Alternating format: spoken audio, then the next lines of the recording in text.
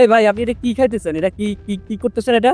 ভাই এটা হচ্ছে ই ফুড দোকানের ইলিশের আচার। এটা আবার আচার হয় নাকি ভাই? ডং সং অনলাইনে এগুলা দেখে ভাই ভালো লাগে না। মানে এটা কেমন? এটা কি? ভাই না খাইলে আপনার এটা বইলা বোঝানো যাবে না, ডংফং মনেই হবে, কিন্তু একবার নিয়ে খাওয়ার পরে বুঝবেন ইলিশের আচার কি জিনিস। মানে এটা কি ইলিশের এর মধ্যে কি ইলিশ আচার ইউজ করছে নাকি হয়?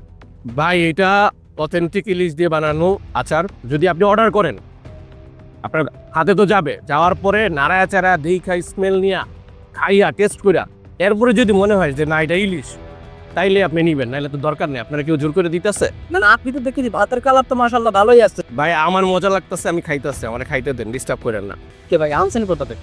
ই ফুড দোকান থেকে অস্থির একটা জিনিস, খাওয়ার পরে অন্যরকম একটা শান্তি লাগতেছে।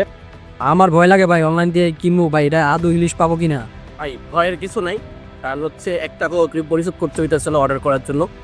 আর অর্ডার করার পরে আপনার কিন্তু চেক করার অপশন আছে, আপনি অবশ্যই চেক করতে পারবেন। চেক কইরা যাচাই বাছাই করে পরে যদি মনে হয় যে না ডিভাইসটা অথেন্টিক পিওর পাইছি, রাখবেন, নতুবা রিটার্ন করে দিন।